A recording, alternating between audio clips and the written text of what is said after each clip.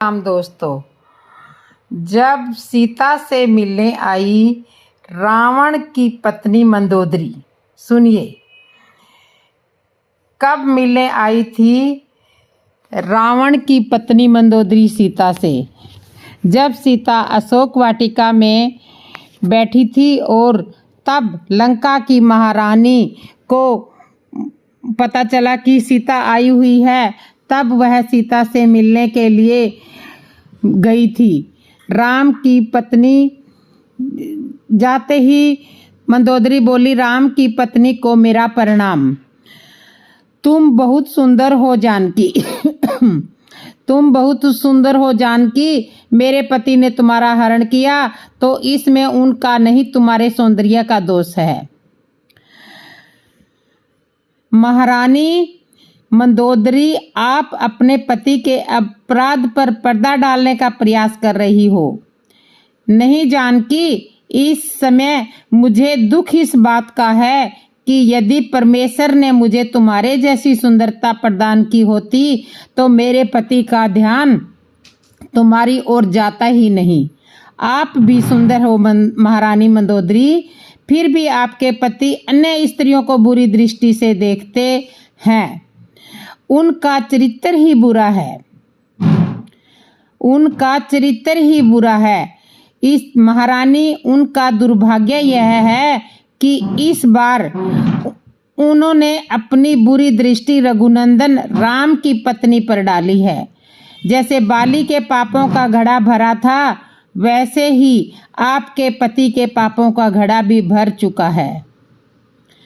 आपके पति के पापों का भी घड़ा भर चुका है। अब मेरे कोदंडधारी रघुवीर अपने कोदंड धनुष से एक बाण छोड़कर आपके पति को वैसे ही मृत्यु दंड देंगे जैसे उन्होंने बाली को दिया था।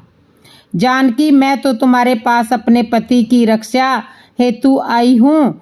महारानी, हाँ जानकी, मैं तुम्हारे पास लंकेश के लिए अभय मांगने आई हूँ। लंका की महारानी होने के अधिकार से मैं तुम्हें लंका के बाहर भेजने आई हूँ। मैं तुम्हें सुरक्षित तुम्हारे पति रघुनंदन श्री राम के पास भेजने की व्यवस्था कर रही हूँ, कर दूंगी। मुझे भ्रमित मत कीजिए महारानी मंदोदरी। जानकी, मैं सत्य कह रही हूँ। महारानी, सत्य कभी असत्य की रक्षा नहीं करता। सत्य असत्य का विनाश करता है। विनाश को टालने के लिए ही मैं तुम्हारे पास आई हूँ। विनाश तो अब अटल है महारानी। सीता ने कहा, इस लंका का भी और लंकेश का भी विनाश अटल है। आप कौन होती हो सीता, राम के पास भेजने वाली? आप अच्छी तरह जानती हैं सीता, मुझे पसंद है। रावण आ जाता है और मंदोदरी से कहता है, आप अच्छी तरह से जानती हो मुझे सीता पसंद है और इसलिए मैंने उसका हरण किया है और वो लंकेश की रानी बनकर लंका में ही रहेगी। किंतु महारानी मंदोदरी, महारानी केवल आप ही है। आप, और जब तक आप जीवित रहेंगी तब तक आप कोई भी आपका स्थान नहीं ले सकता। आप ही महारानी बनकर के रहोगी।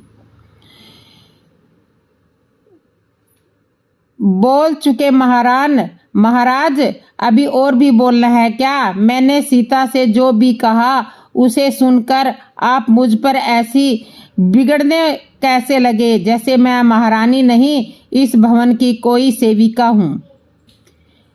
मंदोदरी ने रावण से कहा, मैंने सीता से कहा है कि यदि वह चाहती है तो उन्हें लंका से बाहर भेजने का प्रबंध कर सकती हूँ, किंतु मेरी बात सुनने के स्थान पर, उसने मुझे धन्यवाद देने के स्थान पर उन्होंने ऐसे ना कर दी जैसे मैंने उनके अहम को बहुत भारी ठेस पहुंचा दी हो। यह सुनते ही लंकेश्वर बोला, क्या सीता ने बाहर जाने से इनकार कर दिया? क्या सीता ने इनकार कर दिया?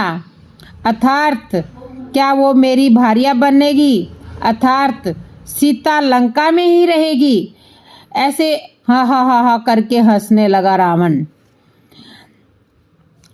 सीता लंका में ही रहेगी। बहुत ज़्यादा चंबे से रावण कहता है सीता लंका में ही रहेगी और गड़गड़ा के खड़खड़ा के हंसता है। तो इस तरह से रावण बहुत अचंभित हो जाता है कि सीता ने जाने से इनकार कर दिया है। तो उधर प्रभु महाराज सुग्रीव शोक से बाहर नहीं आ रहे हैं। आप उन्हें सांत्वना दीजिए ताकि वो किष्किंधा का राज्य भार संभाल सके। क्यों मित्र? नहीं रघुनंदन, मैंने अपने भाई की हत्या करके महापाप किया है। मेरी यह आत्मा राजा बनने के विचार को स्वीकार करने को तैयार नहीं है। मैंने निश्चय किया है कि मैं संन्यास लेकर वन चला जाऊंगा और अपने पाप का प्रायश्चित करो। मित्र, इस समय तुम जिस अवस्था में हो उसे शमशान वैराग्य कहते हैं। यह वैराग्य भावना हर किसी को उस समय उत्पन्न होती है जब उसका निकट का उसका कोई अपना मृत्यु को प्राप्त हो जाता है। तब हर किसी को ऐसा लगता है कि जीवन का ही होना है, जीवन का ही होना है। कुछ ही दिनों में मनुष्य फिर से उसी मोह माया में फंस जाता है। इसलिए बुद्धिमान इस पल भर के वैराग्य को गंभीरता से नहीं लेते और अपने कर्तव्य से विमुख नहीं होते। इस तरह से बाली ये राजभार आपको सौंप कर गए हैं, अतः उनकी आज्ञा का पालन करते हुए आपको यह राजभार संभालना होगा। राज्य की बागडोर आपको संभालनी होगी। महाराज सुग्रीव, मेरी एक और प्रार्थना है। आज्ञा दे रघुनंदन, आज्ञा दे।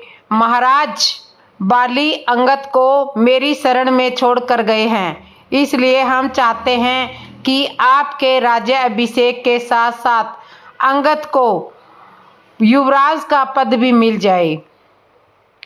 अंगद को युवराज का पद मिल जाए, ऐसा ही होगा रघुनंदन, ऐसा ही होगा। प्रभु आपका यह परामर्श अत्यंत कल्याणकारी है। एक प्रार्थना है, प्रभु क्यों ना आप किष्किंधा चलकर समय अपने हाथों से महाराज सुग्रीव का राज तिलक करें। मित्र, मैं वचनबद्ध हूँ। 14 वर्ष तक मैं किसी नगर या ग्राम में नहीं जा सकता हूँ, इसलिए मेरी ओर से लक्ष्मण महाराज सुग्रीव का तिलक करेंगे। हनुमान प्रभु राज तिलक की तैयारी की जाए। जवाब क्या प्रभु? हनुमान जी को कहा राज तिलक की तैयारी की जाए और फिर सुग्रीव का बहुत ही आदर और बहुत ही अच्छे उत्सव के साथ में राज तिलक हो गया। बहुत ढोल नगाड़े बजने लगे, सुग्रीव का राज तिलक हो गया और अंगद युवराज बना दिया गया। बहुत अच्छे तरीके से राजा गद्दी पर बैठ गए और अंगद, सुग्रीव और देवताओं ने सब ने फूल बरसाए और अच्छे से राजा का राज्य अभिषेक कर दिया गया। सुग्रीव की जय जयकार, महाराज सुग्रीव की जय जयकार होने लगी। रघुनंदन, यह सब कुछ आपका ही दिया हुआ है। मैं तो आपका आशीर्वाद लेने के लिए आया हूँ। सुग्रीव राम के पास में आते हैं और अपना मुकुट उनके सिर पर रख देते हैं और उनके चरणों में रख देते हैं कि ये सब आपका दिया हुआ ही है। अंगद, यह सब कुछ प्रभु के श्री चरणों का प्रताप है। आओ प्रभु श्री राम के चरणों को प्रणाम करते हैं। इस तरह से सुग्रीव और अंगद प्रभु श्री राम को प्रणाम करते हैं। अंगद, भगवान तुम्हें यशस्वी बनाए।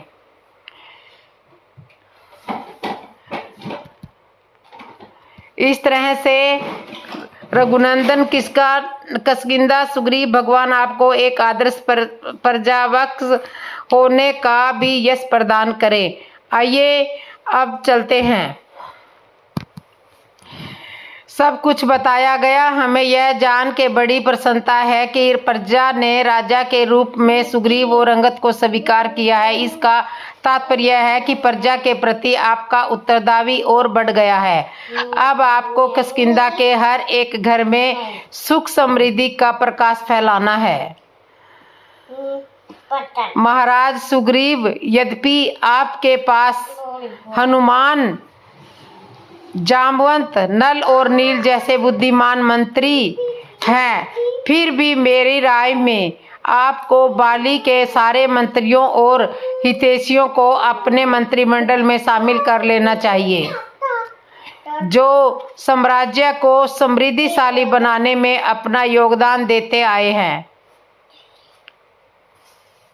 उनका सहयोग आपके लिए परम आवश्यक है। भगवान श्री राम ये बातें सुग्रीव को कह रहे हैं। इससे राज्य में फूट भी नहीं पड़ेगी और प्रजा के कल्याण में रुकावट भी नहीं होगी। इस समय आपका सबसे महत्वपूर्ण कार्य है राज की सारी शक्तियों का संगठन। उससे भी पहले मेरा एक कर्तव्य है रघुनंदन माता सीता की खोज करना, जिससे उनकी मुक्ति का उपाय किया जा सके। आप ठीक कह रहे हो महाराज सुग्रीव। हम सबका सर्वप्रथम कर्तव्य यही है कि हम माता सीता की खोज करें।